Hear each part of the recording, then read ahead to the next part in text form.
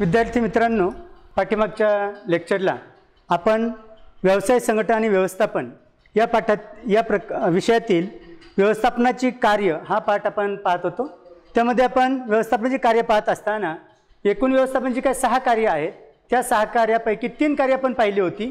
त्यामध्ये पहिलं नियोजन, दुसरं संघटन आणि तिसरं कर्मचारी व्यवस्थापन। आपल्याला व्यवस्थापनाची कार्य या पाठातील चौथं जे काही कार्य आहे ते कार्य आपल्याला आज पाहायचं आहे। या ठिकाणी व्यवस्थापनाचे कार्य जे आहे त्या व्यवस्थापन कार्यातील चौथं कार्य आहे ते म्हणजे निर्देशन। निर्देशनाचा विचार करत असताना आपण पाहतोय की व्यवस्थापनाची काही कार्य आहेत त्या व्यवस्थापनाच्या कार्यांचा निर्देशन हा एक आत्मा आहे।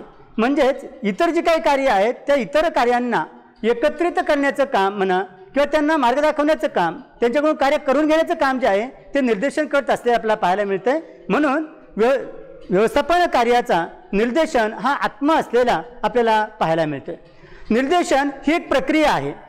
निर्देशन ही एक प्रक्रिया आहे ज्यामध्ये व्यवस्थापक कर्मचाऱ्यांना सूचना देतात, मार्गदर्शन करतात, त्यांना प्रेरणा देतात, त्यांची जी काही समस्या आहे त्या समस्या सोडवण्याचा प्रयत्न करतात आणि त्यांच्याकडून संघटनेची जी काही उद्दिष्ट आहेत ती उद्दिष्ट साध्य करण्यासाठी त्यांना प्रेरित करतात। म्हणून निर्देशनाला एक प्रक्रिया असं म्हटलेलं आपल्याला पाहायला मिळते। या ठिकाणी ही जी प्रक्रिया आहे ही प्रक्रिया सतत चालणारी प्रक्रिया आहे। असं होत नाही की एकदा कर्मचाऱ्यांना निर्देश दिले, एकदा सूचना दिल्या म्हणजे त्या कायम तशाच राहतील किंवा ते कर्मचारी कायम तसेच काम करत राहतील, असं नाही। तर प्रत्येक वेळेला प्रत्येक टप्प्यावरती त्या कर्मचाऱ्यांना सूचना द्याव्या लागतात, त्याच्या समस्या सोडवाव्या लागतात, त्यांना मार्गदर्शन करावं लागतं आणि म्हणून ही निर्देशन ही सतत चालणारी प्रक्रिया आहे असंही आपल्याला या ठिकाणी सांगता येईल। ही एक अखंड व्यवस्थापन प्रक्रिया आहे। अखंड म्हणजे संघटनेच्या स्थापनेपासून तर संघटनेच्या शेवटपर्यंत आपल्याला निर्देशन करावं लागतं। अखंडाचा अर्थ असा की संघटनेचा जे काय अस्तित्व आहे त्या अस्तित्वापर्यंत, संघटना स्थापन झाल्यापासून तर असेपर्यंत आपल्याला कर्मचाऱ्यांना, व्यवस्थापकांना निर्देशन करावं लागतं, त्यांना सूचना द्याव्या लागतात, त्यांना प्रेरणा द्यावी लागते, त्यांना मार्गदर्शन करावं लागतं आणि त्यांचे जे काही सर्व प्रयत्न आहेत ते सर्व प्रयत्न संघटनेची उद्दिष्ट साध्य करण्यासाठी एकत्रित करावी लागतात आणि त्यासाठी निर्देशन हे एक अत्यंत महत्त्वाचं कार्य असलेलं आपल्याला पाहायला मिळते। यामध्ये व्यवस्थापक जो आहे त्या व्यवस्थापकानं ही ज्या सूचना आहेत, निर्देश आहेत, प्रेरणा आहे, त्यांना मार्गदर्शन आहे, हेच फक्त करायचं नाही तर त्या कर्मचाऱ्यांना वेळोवेळी ज्या ज्या समस्या निर्माण होतील, ज्या ज्या अडचणी निर्माण होतील त्या ठिकाणी त्यांना मार्गदर्शन करावं, त्यांना प्रेरणा द्यावेत आणि त्यांना त्यांचं काम अधिक चांगल्या प्रकारे करण्यासाठी त्यांना आवश्यक ते सहाय्य करावं, अशा प्रकारचं एक कार्य आहे आणि त्याला आपण काय म्हणतोय, निर्देशन असं कार्य आपल्याला ते सांगता येईल। या ठिकाणी व्यवस्थापनाचा विचार करत असताना हे जे कर्मचारी आहेत, व्यवस्थापक आहेत, संघटनेतील सर्व व्यक्ती असतील, यांच्याकडून वेगवेगळे कार्य करून घेण्यासाठी त्यांना सूचना देणं, मार्गदर्शन करणं, प्रेरणा देणं, प्रोत्साहन देणं, त्यांना आर्थिक आणि बिगर आर्थिक प्रलोभनं दाखवणं आणि त्यांच्याकडून संघटनेचे उद्दिष्ट साध्य करून घेणं हे अत्यंत महत्त्वाचं आहे आणि ते निर्देशनीय कार्य करतंय। म्हणून निर्देशनाला व्यवस्थापन कार्याचं हृदय असं म्हटलं जातं। म्हणून निर्देशनाला व्यवस्थापन कार्याचं हृदय असं म्हटलं जातं की ज्याच्या भोवती सर्व इतर जी काही कार्य आहेत ती कार्य फिरत असतात किंवा त्यांना एकत्रित करण्याचं काम, त्यांना प्रेरणा देण्याचं काम, त्यांना सूचना देऊन उद्दिष्ट पूर्ण करून घेण्याचं काम केलं जातं आणि म्हणून निर्देशनाला व्यवस्थापन कार्याचं हृदय असं म्हटलं जातं असंही आपल्याला या ठिकाणी सांगता येईल। नवीन विचारवंत जे आहेत ते नवीन विचारवंत निर्देशनाला एखाद्या संस्थेचा जीवनदीप म्हणून संबोधतात।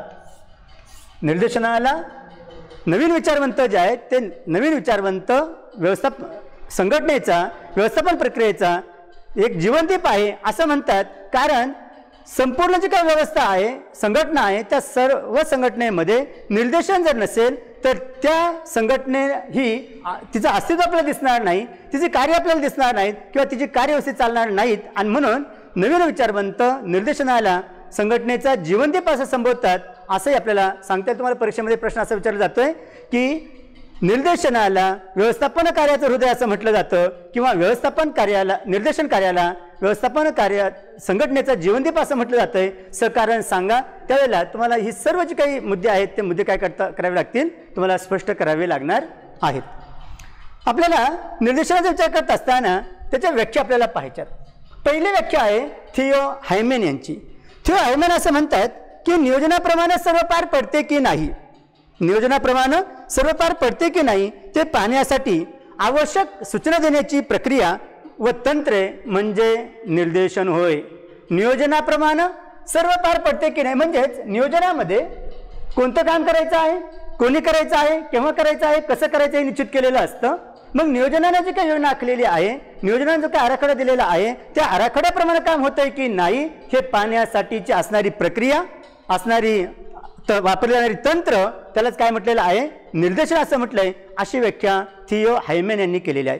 म्हणजेच नियोजनाप्रमाणे सर्व जे काही बाबी आहेत, नियोजन जो काही आराखडा आहे त्याप्रमाणे सर्व गोष्टी घडतात का संघटनेमधल्या हे पाहण्याचं काम, त्यांना आवश्यक सूचना देण्याची जी काही प्रक्रिया आहे आणि तंत्र आहेत त्याला थियो हायमन यांनी निर्देशन असं म्हटलंय.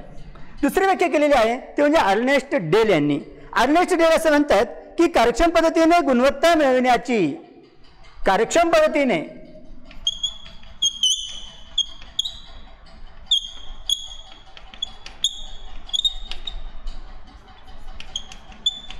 कार्यक्षम पद्धतीने गुणवत्ता मिळविण्याची प्रक्रिया आणि धोरणे यांचं स्वरूप ठरविणे. कार्यक्षम पद्धतीने गुणवत्ता मिळवण्याची धोरणं आणि प्रक्रिया आणि धोरणे यांचं स्वरूप ठरवण्याची आणि त्यांची आखणी करण्याचं काम, आखणी करणं म्हणजेच निर्देशन अशी व्याख्या केलेली आहे. अर्नेस्ट डेल असं म्हणतात की संघटनेचे उद्दिष्ट जे आहे ते कार्यक्षम पद्धतीने पूर्ण करण्यासाठी, कार्यक्षम पद्धतीने ती गुणवत्ता गाठण्यासाठी प्रक्रिया आणि धोरण ठरविण्याचं जे काही स्वरूप आहे ते निश्चित करणं, ते ठरविणं म्हणजे निर्देशन. अशा पद्धतीनं अर्नेस्ट डेल यांनी व्याख्या केली आहे. याचा अर्थ संघटनेचं जे काही कामकाज चाललेलं आहे, कामकाज होत आहे ते कार्यक्षम पद्धतीने होत आहे का, ते गुणवत्ता पूर्ण होत आहे का, आणि हे पाहण्यासाठीची जी काही प्रक्रिया आहे त्यासाठी जी काही धोरण ठरवावी लागतात त्याचे स्वरूप ठरवण्याचं काम निर्देशनामध्ये केलं जातंय. अशा प्रकारची व्याख्या अर्नेस्ट डेल यांनी केलेली आहे.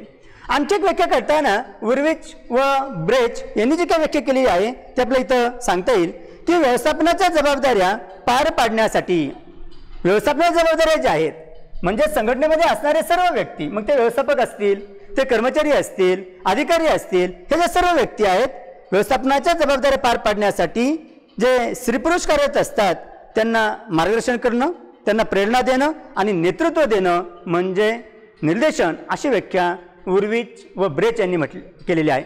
म्हणजेच उर्विच आणि ब्रेच यांच्या मते व्यवस्थापनाची जी काही जबाबदारी आहे त्या जबाबदाऱ्या पार पाडण्यासाठी संघटनेमध्ये असणारे जे काही स्त्री पुरुष आहेत त्या स्त्री पुरुषांना मार्गदर्शन करणं, प्रेरणा देणं आणि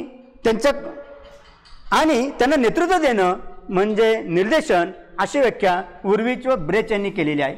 थोडक्यात आपल्या इथं असं सांगता येईल की निर्देशन हे जे काही कार्य आहे या कार्यामध्ये संघटनेतील सर्व व्यक्ती घटक, मग ते स्त्री पुरुष असू देत, कर्मचारी असू देत, व्यवस्थापक असू देत, फोरमन असू देत, या सर्वांना सूचना देणं, मार्गदर्शन त्यांना करणं, त्यांना प्रेरणा देणं, त्यांच्या समस्या सोडविणं यासाठीची जी काही प्रक्रिया उपलब्ध असते त्यालाच निर्देशन आपल्याला म्हणता येईल, ज्याच्या माध्यमातून आपल्याला संघटनेची उद्दिष्ट अधिक चांगल्या प्रकारे काय करता येतील, पूर्ण करता येतील. आणि म्हणून निर्देशन कार्याला हे व्यवस्थापन कार्याचं हृदय म्हटलंय आणि नवीन विचारवंतांनी निर्देशनाला एखाद्या संघटनेचा, संस्थेचा जीवनदीप म्हटलंय असं आपल्याला सांगता येईल.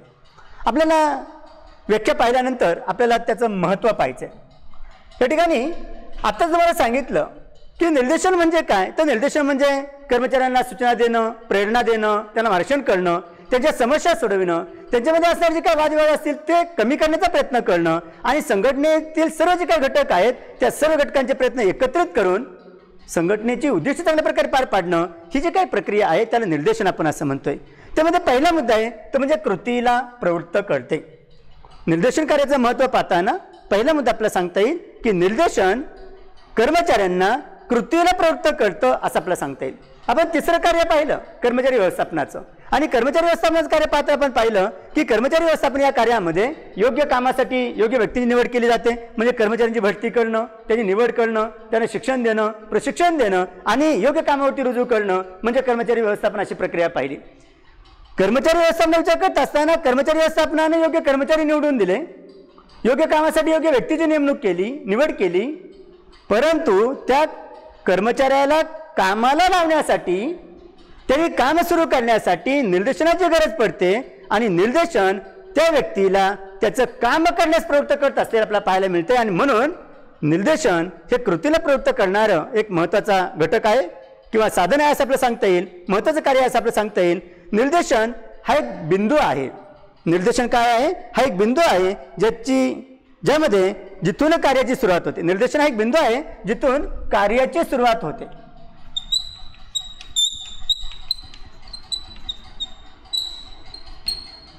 आपण एखाद्या आपल्या शेतातलं एखादं काम करण्यासाठी जेव्हा कर्मचारी आपण घेतोय, कामगार घेतोय, मजूर घेतोय, त्यावेळेला कर्मचाऱ्यांना फक्त कामावरती पाठवून चालत नाही.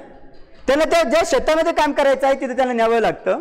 त्यांना आवरा पटपट उशीर झाला आहे, तुमचं काम सुरू करायचं आहे, किती वेळ झाला आपल्याला त्यांना सांगावं लागतं. म्हणजे जरी तुम्ही कर्मचारी घेतलेले असतील, जरी बोलवलेले असतील, तरी त्यांना काम सुरू करण्यासाठी तुम्हाला त्यांना काय करावं लागते? त्यांना उद्युक्त करावं लागतं, त्यांना सूचना द्याव्या लागतात की आज आपल्याला हे काम करायचं आहे आणि सुरुवात करा म्हणून.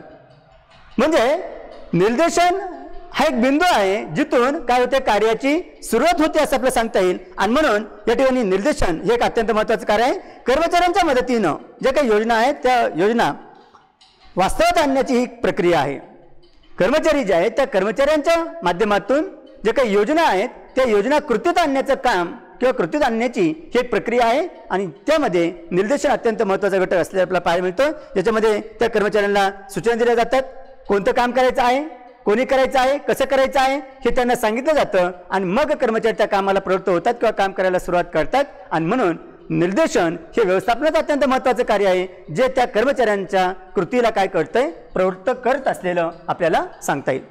दुसरा महत्त्वाचा मुद्दा आहे त्यातला तो म्हणजे प्रयत्नांचं एकत्रीकरण करणं. या ठिकाणी आपण पाहतोय की संघटनेमध्ये अनेक विभाग आहेत, अनेक कर्मचारी आहेत, अनेक व्यक्ती आहेत.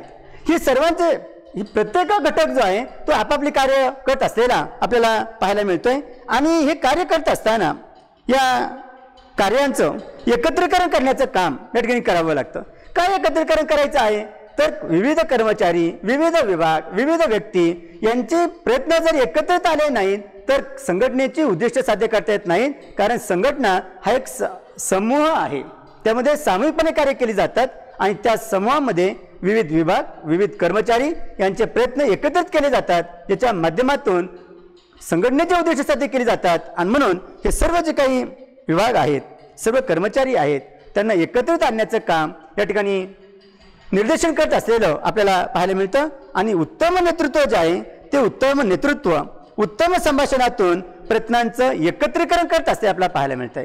जर त्या संघटनेचं नेतृत्व उत्तम असेल, त्यांचं संभाषण जर चांगलं असेल, त्या सर्व विभागांना, सर्व कर्मचाऱ्यांना ते चांगल्या पद्धतीनं हाताळत असतील, त्यांना चांगल्या सूचना देत असतील, जे त्याच्यावरती प्रभावित होत असतील, तर अशा वेळेला चांगलं नेतृत्व आणि त्याच्यात असणारी चांगली वक्तृत्व शैली, संभाषण शैली जी आहे ती या कर्मचाऱ्यांना, या विविध विभागांना एकत्र आणते, जेणेकरून संघटनेची उद्दिष्ट काय केली जातात?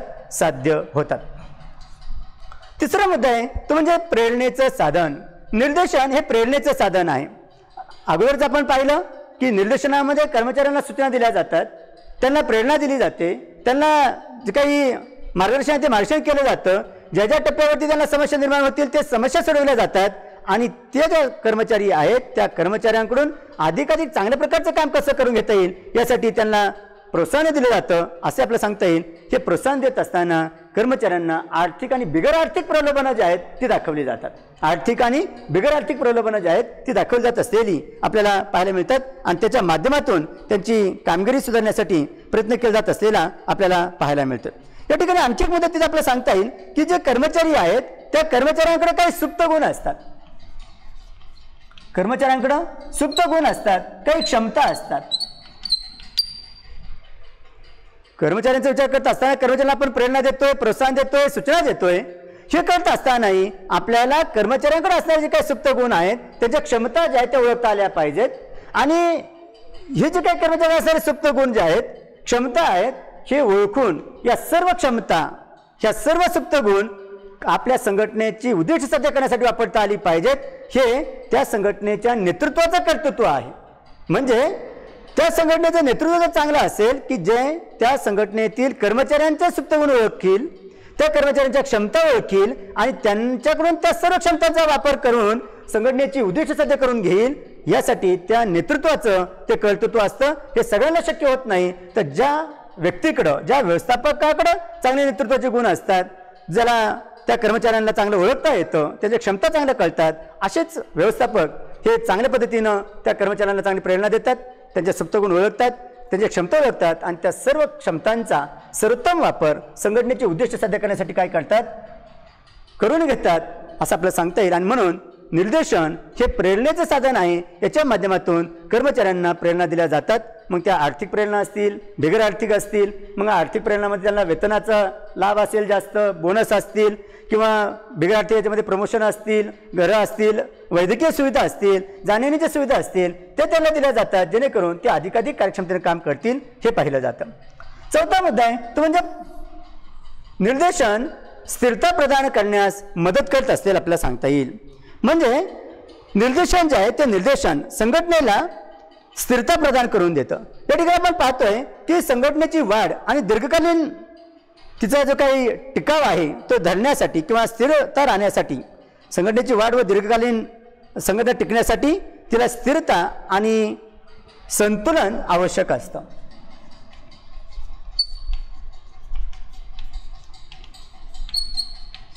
संघटना जर दीर्घकाळ टिकायची असेल तर संघटनेची वाढ होणं आवश्यक आहे, तिचा विकास होणं आवश्यक आहे आणि त्यासाठी त्या संघटनेमध्ये स्थिरता पाहिजे आणि काय पाहिजे, संतुलन पाहिजे.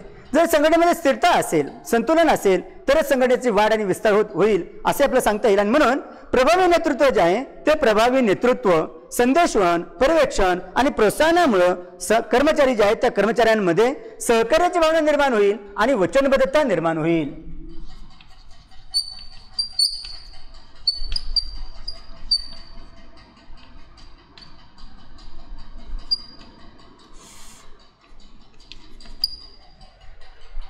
जर चांगलं नेतृत्व असेल, चांगलं त्यांना संदेशवहन असेल, पर्यवेक्षण असेल आणि प्रोत्साहन जर असेल तर कर्मचाऱ्यांमध्ये सहकार्याची भावना निर्माण होईल आणि त्यांच्या मनामध्ये संघटनेबद्दल वचनबद्धता निर्माण होईल. म्हणजे त्यांनी जे काही काम स्वीकारलेलं आहे ते काम अधिक चांगल्या प्रकारे करण्याचा ते प्रयत्न करतील आणि म्हणून संघटनेचे जे काही सहकार्य जे आहे त्या सहकार्यामुळेच संघटनेमध्ये स्थिरता आणि संतुलन प्राप्त होईल, जेणेकरून संघटनेचा वाढ आणि विस्तार होण्यास मदत होईल.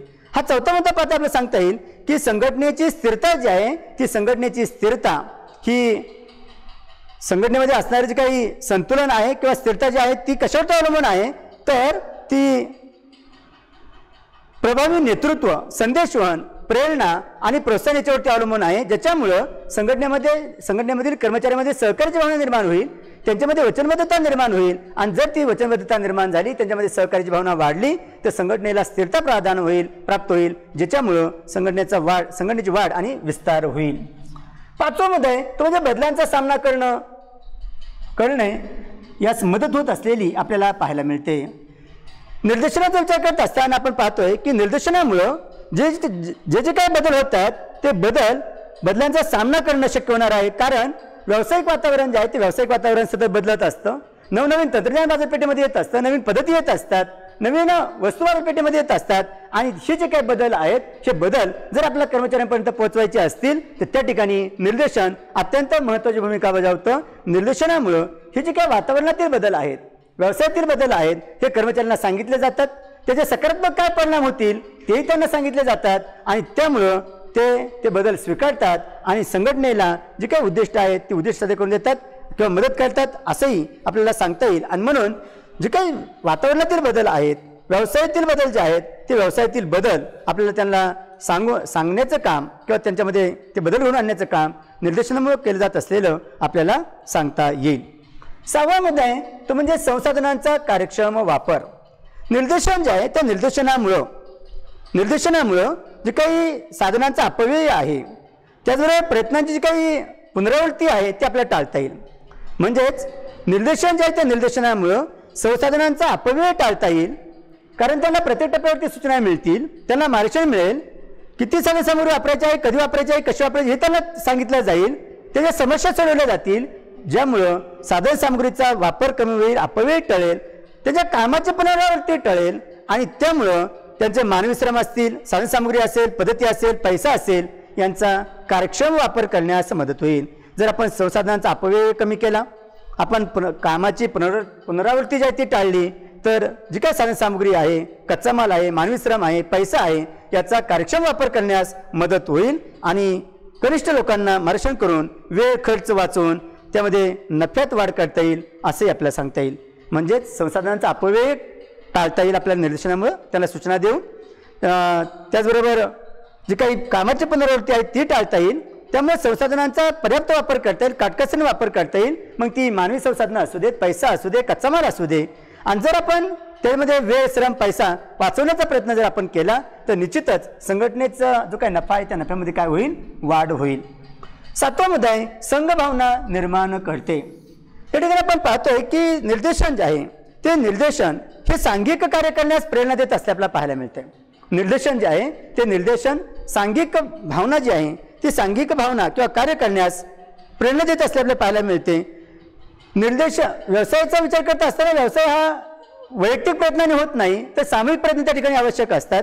वैयक्तिक प्रयत्नांपेक्षा सामूहिक प्रयत्नाला ते महत्त्व असतं, सांघिक भावनेला महत्त्व असतं, संघभावनेला महत्त्व असतं, जेणेकरून संघटनेची उद्दिष्ट काय करता येतील, साध्य करता येतील. आणि म्हणून इथं व्यवस्थापकांना फक्त निर्देश द्यायचे नसतात, तर त्या ठिकाणी कर्मचाऱ्यांच्या जी काही समस्या आहेत त्या समस्या सोडून ध्येय प्राप्त करण्यासाठी त्यांना मार्गदर्शन करायचं असतं, त्यांना प्रोत्साहन द्यायचं असतं आणि प्रेरणा द्यायची असते, जेणेकरून संघटनेमध्ये संघभावना निर्माण होईल. ते सामूहिक कार्य करतील आणि सामूहिक प्रयत्नातून संघटनेची उद्दिष्ट साध्य करतील. आणि म्हणून निर्देशन संघभावना निर्माण करण्यास मदत करत असलेला आपल्याला सांगता येईल. असा 7वा मुद्दा आहे.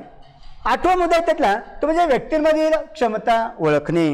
निर्देशन जे आहे त्या निर्देशनाचा विचार करत असताना आपण अगोदरही एक मुद्दा पाहिला की इथं कर्मचारी जे आहेत त्या कर्मचाऱ्यांचे सुप्तगुण ओळखले जातात, त्याच्या क्षमता ओळखल्या जातात आणि ते सुप्तगुण आणि क्षमतांचा वापर संघटनेची उद्दिष्ट साध्य करण्यासाठी सर्वतोपरी केलं जातं. आणि असा करणारा जो काही व्यवस्थापक आहे, नेतृत्व आहे, ते त्याचं कर्तृत्व असलेला आपण मुद्दा पाहिला. तशाच पद्धतीनं व्यक्तींमधील क्षमता ओळखण्याचं काम जे आहे ते निर्देशनामुळे शक्य होत असते आपल्याला पाहायला मिळतं. ज्यावेळेला कर्मचाऱ्यांची निवड केली जाते, कर्मचाऱ्यांची भरती केली जाते, तेव्हा त्यांची औपचारिक क्षमता, औपचारिक जी काही पात्रता आहे,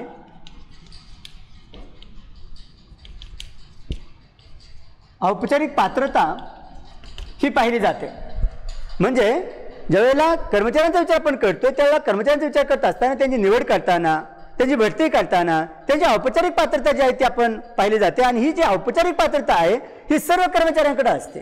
परंतु कर्मचाऱ्यांकडे असणारे काही इतर जे काही क्षमता आहेत, इतर जे काही गुण आहेत ते ओळखण्याचं काम या निर्देशनामुळे होत असलेलं आपल्याला पाहायला मिळते. आणि म्हणून कर्मचारी जे आहेत त्या कर्मचाऱ्यांचे जे काही विशेष काही गुण आहेत, ज्या काही क्षमता आहेत त्या ओळखण्यास निर्देशन मदत करत असल्याला पाहायला मिळतं. योग्य प्रोत्साहन, योग्य प्रेरणा देऊन त्या सर्व जे काही त्याच्या क्षमता आहेत, त्याचे गुण आहेत, त्या सर्व क्षमतांचा वापर त्या ठिकाणी निर्देशनामध्ये करून घेत असलेला आपल्याला पाहायला मिळतो.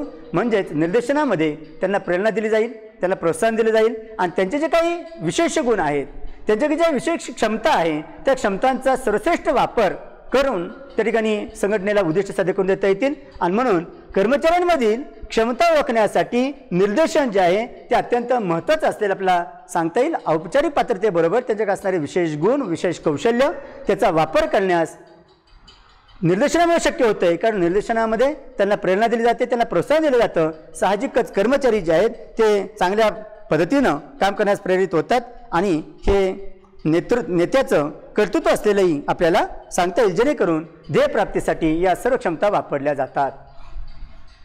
9वा मुद्दा आहे तो म्हणजे कार्यक्षमतेत वाढ होते.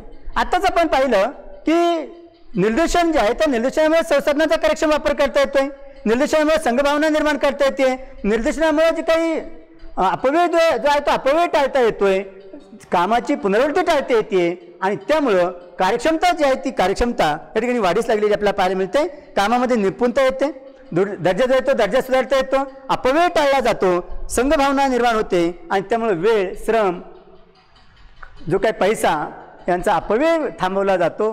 काटकसरीने त्याचा वापर करून अधिकाधिक कार्यक्षमतेने त्याचा वापर केला जाईल, जेणेकरून संघटनेला कमी खर्चामध्ये कमी वेळेमध्ये तिचं उत्पादन जे आहे ते उत्पादन वाढवता येईल, उद्दिष्ट गाठता येईल. आणि म्हणून कार्यक्षमतेत वाढ होण्यासाठी निर्देशन अत्यंत महत्त्वाचं आहे. ज्या ज्या वेळेला कर्मचाऱ्यांना सूचना दिल्या जातात, मार्गदर्शन केलं जातं, प्रेरणा दिल्या जातात, त्यामुळं संसाधनांचा अपव्यय टाळला जाईल. त्याचबरोबर त्यांना कोणतं काम करायचं आहे, कसं करायचं हे समजेल. त्यांना येणारे जे काही समस्या आहेत त्या समस्या सोडवल्या जातील. त्यामुळं वेळ, श्रम, पैसा यांचा चांगला वापर करून संघटनेची कार्यक्षमता वाढीस लागेल असंही आपल्याला त्या ठिकाणी सांगता येईल. आणि त्यामुळं त्याचा सकारात्मक परिणाम होऊन संघटनेची कार्यक्षमता वाढेल. 10वा मुद्दा आहे त्यातला तो म्हणजे सहकार्य. सहकार्याचा विचार करत असताना निर्देशनामुळं कर्मचारी जे आहेत त्या कर्मचारी असतील, विविध स्तर असतील, विविध विभाग असतील, यांची जी काही कार्य आहे ती कार्य ही एकत्रित आणली जात असलेली आपल्याला पाहायला मिळतात. यामध्ये संघटनात्मक क्रिया पार पाडण्यासाठी आवश्यक सहकार्य त्या ठिकाणी आवश्यक असावं लागतं. म्हणजे संघटनात्मक जी काही कार्य आहेत, क्रिया आहेत त्या पार पाडण्यासाठी कर्मचाऱ्यांमध्ये, व्यवस्थापनामध्ये, विविध विभागांमध्ये सहकार्य असावं लागतं. आणि उच्च पातळीपासून ते कनिष्ठ पातळीपर्यंत सहकार्य आवश्यक असतं. म्हणजे असं नाही की फक्त कनिष्ठ स्तर आहे किंवा जिथं कर्मचारी काम करतात तिथं सहकार्य पाहिजे असं नाही, तर उच्च स्तरापासून तर कनिष्ठ स्तरापर्यंत विविध विभागांमध्ये, विविध व्यक्तींमध्ये, कर्मचाऱ्यांमध्ये सहकार्य असलं पाहिजे. आणि सहकार्याशिवाय हे शक्य होत नाही असंही आपल्याला सांगता येईल. उद्दिष्ट साध्य करण्यासाठी सांघिक कार्य व कार्यक्षमतांचा संभव होऊ शकत नाही असे आपल्याला सांगता येईल. म्हणजे सहकार्याशिवाय उद्दिष्ट साध्य करण्यासाठी जे काही सांघिक कार्य जे आहे, एकत्रित प्रयत्न जे आहेत ते एकत्रित प्रयत्न शक्य होणार नाहीत असं आपल्याला सांगता येईल. म्हणजे प्रत्येक संघटनेमध्ये सहकार्य असलं पाहिजे. सहकार्याशिवाय संघटनात्मक कार्य करण्यासाठी सर्वांचे प्रयत्न एकत्रित केले जाऊ शकणार नाहीत किंवा कार्यक्षमताचा संभव होऊ शकत नाही असे आपल्याला सांगता येईल. आणि म्हणून निर्देशन कर्मचाऱ्यांमध्ये किंवा त्या संघटनेमध्ये सहकार्याची भावना निर्माण करण्यास मदत करत असलेलं आपल्याला सांगता येईल. म्हणजेच व्यवस्थापनाचं कार्य चौथं पाहत असताना या 10 मुद्द्यांच्या आधारे आपल्याला निर्देशनाचं महत्त्व जे आहे ते काय करता येईल, स्पष्ट करता येईल. त्यानंतर आपल्याला कर्मचारी आपल्या व्यवस्थापनाचे काय कार्य आहे त्यातलं 5वं कार्य पाहायचं आहे. आणि ते 5वं कार्य आहे ते म्हणजे समन्वय. 5वं कार्य आहे ते म्हणजे समन्वय. जसं आता आपण पाहिलं ते निर्देशन जे आहे ते निर्देशन सर्व जे काही कर्मचारी आहेत, सर्व विभाग आहेत, सर्व व्यक्ती आहेत, यांचे जे काही प्रयत्न आहे यांचे प्रयत्न एकत्रित करण्यास मदत करतं. तशाच पद्धतीनं समन्वय हे कार्यसुद्धा त्या दृष्टीने अत्यंत महत्त्वाचं आहे. कारण संघटनेमध्ये अनेक विभाग असतात, विविध व्यवस्थापनाचे स्तर असतात, अनेक कर्मचारी असतात. आणि जे सर्व कर्मचारी आहेत, सर्व विभाग आहेत, सर्व खाती आहेत, यांच्यामध्ये समन्वय साधणं हे अत्यंत महत्त्वाचं असलेलं आपल्याला पाहायला मिळतं. आणि संघटनेचा विचार जेव्हा आपण करतोय तेव्हा संघटनेचा विचार करत असताना हे संघटनेच्या यशाचं सार असतं की या सर्व विभाग, विविध व्यवस्थापनाचे स्तर, विविध खाती, विविध कर्मचारी यांच्यामध्ये समन्वय आणणं, समन्वय ठेवणं हे व्यवस्थापन कार्याचं काय आहे, सार असलेलं आपल्याला सांगता येईल. संघटनेचं यश जे आहे ते यश संघटनेमध्ये असणारे काही विविध प्रकारचा काय समन्वय आहे त्या समन्वयावरती अवलंबून असलेला आपल्याला पाहायला मिळतोय. म्हणजेच वेगवेगळे विभाग, विविध स्तर, कर्मचारी वर्ग आणि हे सर्वांकडून केली जात असणारी कार्य या सर्वांमध्ये समन्वय ठेवणं हे संघटनेचं काय आहे, यश आहे. किंवा त्याशिवाय संघटनेला यश प्राप्त होणार नाही असं आपल्याला सांगता येईल. आणि म्हणून समन्वय हे कार्यसुद्धा अत्यंत महत्त्वाचं आहे. या ठिकाणी समन्वयाचा विचार करत असताना सर्व कार्याचं एकत्रीकरण करणं आणि उद्दिष्ट साध्य करण्यासाठी सर्व क्रियांमध्ये सुसूत्रता निर्माण करण्याचं काम समन्वयामुळे शक्य होतं. म्हणजे संघटनेची काही उद्दिष्ट आहेत ते संघटनेचे उद्दिष्ट साध्य करण्यासाठी सर्व जे काही क्रिया आहेत त्या सर्व क्रियांचं एकत्रीकरण करण्याचं कार्य समन्वयामुळे शक्य होत असले आपल्याला सांगता येईल. म्हणजे संघटनेचे उद्दिष्ट साध्य करण्यासाठी संघटनेमध्ये ज्या सर्व कार्य केली जातात, सर्व क्रिया पार पाडल्या जातात, ते कशामुळे शक्य होतं तर समन्वयामुळे शक्य होतं असं आपल्याला सांगता येईल. आणि याचा विचार करत असताना संघटनेमध्ये असणारे जे काही सर्व विभाग आहेत, सर्व खाती आहेत ती एकमेकांशी जोडलेली असतात. आणि अशी सर्व कार्य एकत्रित करून त्यांच्यामध्ये सुसंवाद निर्माण करण्याचं कार्य समन्वयामुळे शक्य होतंय. यासाठी स्वतंत्र प्रयत्नांची आवश्यकता असते. असं नाही की हा समन्वय आपोआप निर्माण होते, तर यासाठी स्वतंत्र प्रयत्न त्या ठिकाणी आवश्यक असतात. आणि विशेष प्रयत्न करून या विविध विभागांमध्ये, विविध व्यक्तींमध्ये, व्यवस्थापन स्तरामध्ये आपल्याला समन्वय ठेवावा लागत असलेला आपल्याला सांगता येईल. आणि हे एक संघटनेचं लपलेलं सामर्थ्य असतं.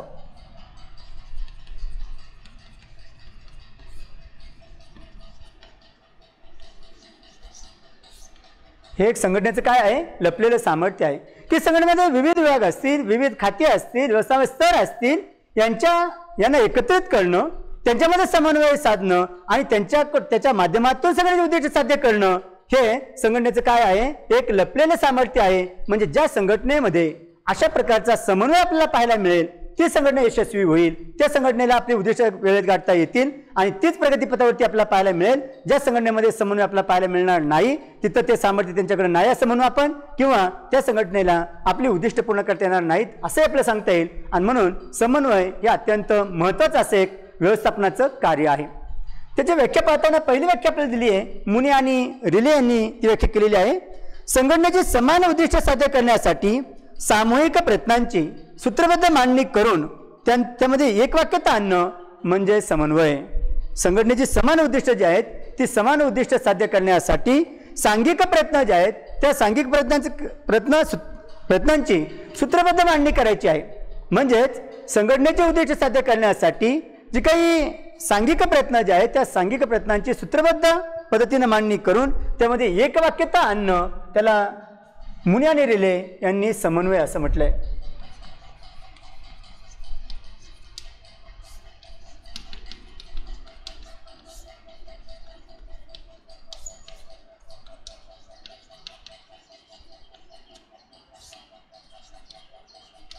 संघटनेची उद्दिष्ट साध्य करण्यासाठी जे काही सांघिक प्रयत्न जे आहेत त्या सांघिक प्रयत्नांची सूत्रबद्ध मांडणी करून त्यांच्यामध्ये एकवाक्यता आणणं म्हणजे समन्वय अशी व्याख्या मुनी आणि रिले यांनी केली. आणखी एक व्याख्या हेनरी फेवाल यांनी केलेली आहे आणि हेनरी फेवाल असं म्हणतात की व्यवस्थापनाचं कार्य सुरळीत चालावं, व्यवस्थापनाचे काही कार्य आहे ते व्यवस्थापनाचं कार्य सुरळीत चालावं,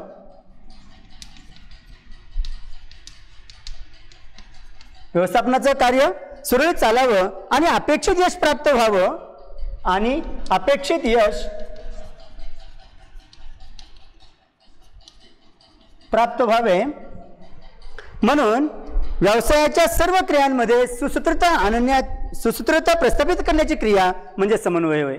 व्यवस्थापनाचं कार्य सुरळीत चालावं आणि अपेक्षित यश प्राप्त व्हावं म्हणून व्यवसायाच्या सर्व क्रियांमध्ये सुसूत्रता प्रस्थापित करण्याची काही क्रिया आहे त्याला हेनरी फेवाल यांनी समन्वय असं म्हटलंय. म्हणजे व्यवस्थापनाचे कार्य सुरळीत चालण्यासाठी अपेक्षित यश प्राप्त होण्यासाठी संघटनेची काय कार्य आहेत त्या संघटनेच्या कार्यामध्ये सुसूत्रता आणण्याची जी काय प्रक्रिया आहे त्या प्रक्रियेला हेनरी फेवाल यांनी समन्वय असं म्हटलेलं आहे. अशा प्रकारच्या दोन व्याख्या आपल्याला इथं सांगता येतील. परीक्षेमध्ये तुम्हाला प्रश्न असा विचारला जातोय की समन्वयाची व्याख्या सांगून समन्वय या कार्याचं महत्त्व स्पष्ट करा असं तुम्हाला प्रश्न विचारला जातो. त्यावेळेला तुम्हाला या दोन्हीपैकी एक व्याख्या कुठेतरी लिहिणं अपेक्षित आहे आणि त्यानंतर मग आकृती काढून याचे मुद्दे स्पष्ट करणं आवश्यक आहे. अशा पद्धतीने आपल्याला त्या व्याख्या पाहता येतील. मग समन्वय या कार्याचं महत्त्व आपल्याला पाहायचं आहे. त्यामध्ये पहिला मुद्दा आहे संघभावनेला प्रोत्साहन देते. या ठिकाणी आपण पाहतोय की समन्वयाचा जे आपण विचार करतोय त्यावेळेला आपल्याला सांगता येईल की समन्वयामुळं संघटनेमध्ये असणारे विविध विभाग, विविध व्यवस्थापनाचे स्तर, कर्मचारी यांच्यामध्ये चांगले संबंध निर्माण केले जातात, त्यांच्यामध्ये समन्वय साधला जातोय जेणेकरून संघटनेची जी काही उद्दिष्ट आहे ती साध्य करता येतील. संघटनेचा आपण विचार करतोय तेव्हा संघटनेत व्यक्तींचा समूह कार्य करत असते आपल्याला पाहायला मिळतोय. संघटनेमध्ये व्यक्तींचा समूह कार्य करतोय म्हणजे इथे एक व्यक्ती नाहीये, तिथे अनेक व्यक्ती आहेत. मग ते व्यवस्थापक असतील, ते मध्यस्थ व्यवस्थापन असेल, उच्चस्तर व्यवस्थापन असेल, कनिष्ठ व्यवस्थापन असेल, कर्मचारी असतील, या अशा अनेक व्यक्तींचा हा समूह आहे. आणि या समूहाचा विचार करत असताना संघटनेमध्ये असणारी संघटनेची मग धोरणं असतील, त्याचबरोबर प्रत्येकाची भूमिका असेल, जबाबदारी असतील, इत्यादी गोष्टीवरून त्याच्यामध्ये मतभेद असू शकतात. म्हणजे संघटनेमध्ये व्यक्तींचा समूह कार्य करतोय आणि व्यक्तीचा समूह कार्य करत असताना त्यातील काही व्यक्ती म्हणून आपण त्या व्यक्तींचा संघटनेच्या धोरणाला काही वेळेला विरोध असेल, त्याचबरोबर संघटनेचे काही त्यांच्या भूमिका आहे त्या भूमिकेला काही विरोध असेल, त्याच्या जबाबदारीला विरोध असेल आणि याच्यावरून त्याच्यामध्ये मतभेद असतील. परंतु जर त्या संघटनेमध्ये समन्वय असेल तर समन्वयाच्या माध्यमातून हे जे मतभेद आहेत, हे वादविवाद जे आहेत ते कमी करता येतील, वादविवाद कमी करता येतील, मतभेद कमी करता येतील आणि त्यांच्यामध्ये समन्वय साधून संघटनेला एक सांघिक भावना निर्माण करून दिली जाईल, ज्याच्यामुळं संघटनेची उद्दिष्ट काय करता येतील, साध्य करता येतील. ज्यावेळेला संघटनेमध्ये समन्वय साधला जाईल त्यावेळेला हे जे कर्मचारी आहेत किंवा हा जो समूह आहे त्यांच्या आपापसामधील मतभेद कमी होतील, त्यांच्यातले वादविवाद कमी होतील, त्यांच्यामध्ये सुसंवाद निर्माण होईल आणि सुसंवाद निर्माण झाला की संघर्ष कमी होईल आणि संघर्ष कमी होऊन संघभावना वाढीस लागेल असंही आपल्याला सांगता येईल. दुसरा मुद्दा आहे तो म्हणजे योग्य दिशा दर्शविते. समन्वयाच्या माध्यमातून कर्मचारी जे आहेत त्या कर्मचाऱ्यांना योग्य दिशा दाखवण्याचं काम केलं जातं. समन्वयाद्वारे विविध विभागातील जी काही कामं आहेत ती कामं एकत्रित आणली जातात. समन्वयाच्या माध्यमातून विविध विभागातील जी काही कामं आहेत ती कामं एकत्रित आणली जातात. कामाची आखणी जी आहे ती पद्धतशीर केली जाते, ज्याच्यामुळं त्या कर्मचाऱ्यांना योग्य दिशा प्राप्त होत असते आपल्याला पाहायला मिळते. म्हणजे संघटनेतील अनेक जे काही कामं आहेत ते अनेक कामं एकत्रित आणली जातील, त्या कामांची मांडणी चांगल्या पद्धतीने केली जाईल आणि चांगल्या पद्धतीने काम मांडणी केल्यामुळं विभागांच्या परस्परावलंबनामुळे त्या कर्मचाऱ्यांना योग्य दिशा मिळेल. म्हणजे आपण जे काही काम करतोय हे आपल्या विभागासाठी काय आहे आणि दुसऱ्या विभागासाठी काय आहे हे निश्चित होईल. कशामुळं? तर समन्वयामुळं. कारण समन्वयामुळं संघटनेतील विविध विभाग आणि विविध विभागांमध्ये केली जात असणारी कार्य ही एकत्रित आणली जातात, त्यांची मांडणी योग्य प्रकारे केली जाते आणि मग आपलं काम दुसऱ्या विभागाशी कसं संबंधित आहे हे त्याला कळतं. साहजिकच त्याला ती दिशा प्राप्त होत असते आपल्याला पाहायला मिळते, जेणेकरून तो अधिक चांगल्या प्रकारे काम करू शकतो. तिसरा मुद्दा आहे तो म्हणजे प्रेरणा निर्माण करण्यास मदत करते. आपण निर्देशनामध्ये पाहिलं की निर्देशन जे आहे ते निर्देशनसुद्धा कर्मचाऱ्यांना सूचना देतं, मार्गदर्शन करतं, प्रेरणा निर्माण करतं. तशाच पद्धतीनं समन्वयसुद्धा कर्मचाऱ्यांमध्ये प्रेरणा निर्माण करण्याचं काम करत असले आपल्याला पाहायला मिळतं. समन्वयामुळं कर्मचाऱ्यांचं काम पूर्ण करण्यास पुढाकार घेण्याची संधी दिली जाते. कर्मचारी जे आहे त्या कर्मचाऱ्यांना त्याचं काम जे आहे ते काम पूर्ण करण्यास त्यांना पुढाकार घेण्याची प्रेरणा त्या ठिकाणी दिली जात असलेली आपल्याला पाहायला मिळते, त्यांना प्रोत्साहन दिले जात असलेलं आपल्याला पाहायला मिळतं, ज्याच्यामुळं कार्यक्षमतेमध्ये वाढ होते आणि त्यामुळं त्याची भरभराट होते असं आपल्याला सांगता येईल. कर्मचाऱ्यांना जे काही काम दिलेलं आहे ते काम करण्यास त्यांना पुढाकार घेण्याची प्रेरणा समन्वयामुळे दिली जाते. त्यामुळं त्याला पुढाकार घेता येतं, पुढाकार घेऊन तो काम करू शकतो आणि पुढाकार घेऊन काम करत असल्यामुळं त्याची कार्यक्षमता वाढेल आणि त्याची भरभराट होण्यास मदत होईल असं आपल्याला सांगता येईल. समृद्ध संस्था ज्या आहेत त्या समृद्ध संस्था कर्मचाऱ्यांना प्रेरणा देण्यासाठी त्यांना बिगर आणि आर्थिक आणि आर्थिकेतर अशा प्रकारची प्रलोभनं दाखवली जातात किंवा देतात. मग त्यामध्ये चांगलं वेतन असेल, त्यांना आरोग्याच्या सुविधा असतील, वैद्यकीय सुविधा असतील, राहण्याच्या सुविधा असतील किंवा जाण्याच्या सुविधा असतील, वाहतुकीच्या सुविधा असतील, त्या त्यांना देऊन ते कर्मचारी अधिकाधिक चांगलं काम कसं करतील, त्याची कार्यक्षमता कसं वाढवतील यासाठी प्रेरणा देण्याचं काम समन्वयामुळे शक्य होतं असंही आपल्याला सांगता येईल. चौथा मुद्दा आहे तो म्हणजे साधनांचा पर्याप्त वापर. या ठिकाणी आपण पाहतोय की संघटनेमध्ये जी काही सर्व साधनं आहेत ती सर्व साधनं एकत्रित आणण्यास समन्वय अत्यंत महत्त्वाचा घटक आहे. की संघटनेमध्ये मग ती भौतिक साधनसामुग्री असू द्या, ती मानवी साधनसामुग्री असू द्या, आर्थिक साधनसामुग्री असू द्या, समन्वयाच्या माध्यमातून ही सर्व साधनसामुग्री एकत्रित आणली जाते. त्यांच्यामध्ये चांगले सहसंबंध निर्माण केले जातात. म्हणजे ही साधनसामुग्री एकत्रित आणायची, त्यांच्यामध्ये चांगले सहसंबंध निर्माण करायचे आणि त्यांच्या माध्यमातून त्याचा वापर जो आहे तो वापर योग्य प्रकारे वापर करायचा, अशा पद्धतीचं काम समन्वयामध्ये केलं जातं, ज्याच्यामुळं अपव्यय कमी होईल आणि खर्चावरती नियंत्रण राहून संघटनेच्या नफ्यामध्ये वाढ होईल असं आपल्याला सांगता येईल. म्हणजे संघटनेमध्ये असणारी काय साधनसामुग्री आहे मी तुम्हाला सांगितलं, भौतिक साधनसामुग्री असू द्या, मानवी साधनसामुग्री असू द्या किंवा आर्थिक साधनसामुग्री असू द्या, त्याला एकत्रित आणायची, त्याच्यामध्ये चांगले सहसंबंध निर्माण करायचे आणि त्यांचा वापर योग्य प्रकारे करायचा, जेणेकरून साधनांचा अपव्यय कमी होईल आणि उत्पादन खर्चामध्ये काटकसर करून अधिकाधिक उत्पादन घेऊन नफा वाढवायचा. यासाठी संसाधनांचा पर्याप्त वापर करण्यास समन्वय अत्यंत महत्त्वाचा घटक आहे असंही आपल्याला सांगता येईल. पाचवा मुद्दा आहे तो म्हणजे संघटनात्मक उद्दिष्ट प्राप्ती. संघटनात्मक उद्दिष्ट प्राप्ती करण्यासाठी समन्वय हा अत्यंत महत्त्वाचा घटक आहे. आपण इथं पाहतोय की समन्वयामुळं साधनांचा अपव्यय कमी होतोय. समन्वयामुळे संसाधनं जे आहेत त्या संसाधनांचा अपव्यय जो आहे तो अपव्यय कमी होतोय. अपव्यय कमी झाल्यामुळं जे काही सर्व कार्य आहेत त्या सर्व कार्यामध्ये जे काही निष्क्रिय वेळ आहे, काम पूर्ण न होणं आहे किंवा तसे विवाद जे आहेत ते कमी होत असते आपल्याला पाहायला मिळतात. समन्वयामुळं संघटनेमधील जी काही मालमत्ता आहे त्या मालमत्तेचा अपव्यय कमी होतो, निष्क्रिय वेळ कमी होतो. निष्क्रिय वेळ जो आहे तो वेळ कमी होतोय. त्याचबरोबर काम पूर्ण न होणं, विवाद असेल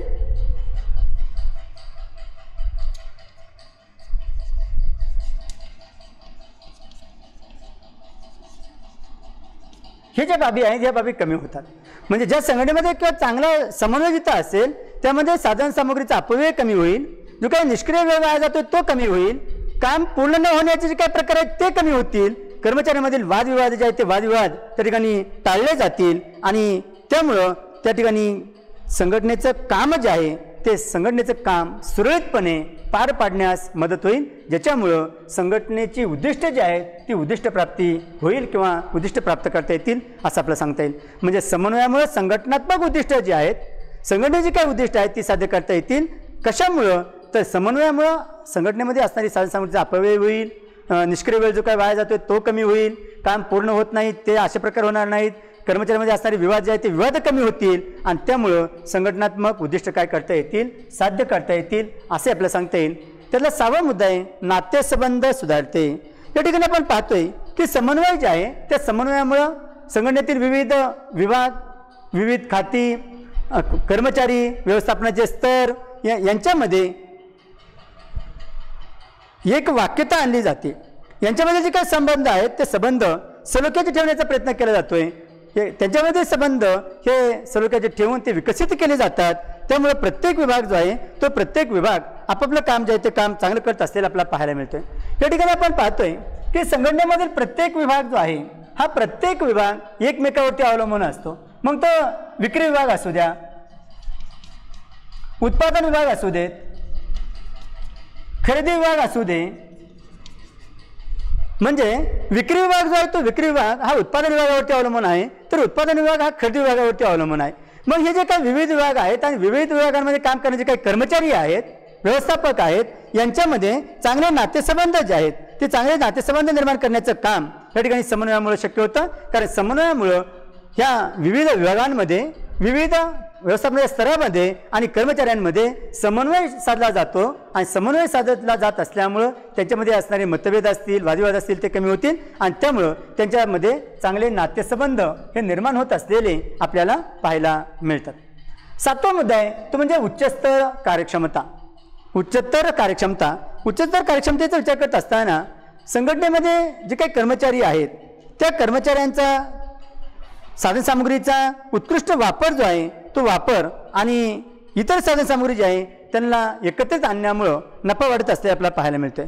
संघटनेची उच्चतर कार्यक्षमता ही कशावरती अवलंबून आहे किंवा त्याचं निर्देशक काय आहे, तर मोठ्या प्रमाणामध्ये उत्पादन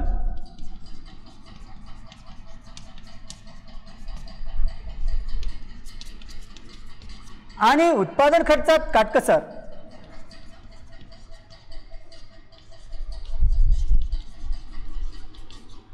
हे संघटनेच्या उच्चतर कार्यक्षमतेचे निर्देशक आहेत.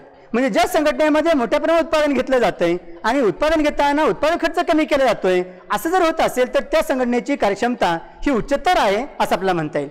म्हणजेच संघटनेचं ध्येय तेच असतं की मोठ्या प्रमाणावर उत्पादन घेणं आणि ते घेत असताना उत्पादन खर्च कमीत कमी करणं, ज्याच्यामुळं संघटनेची उत्पादन क्षमता वाढेल, कार्यक्षमता वाढेल असं पाहिलं जातं. आणि म्हणून या ठिकाणी संसाधनांचा सर्वोत्कृष्ट वापर करून इतर संसाधनांना एकत्रित करून नफा वाढवण्याचं काम या ठिकाणी केलं जात असल्याला पाहायला मिळते.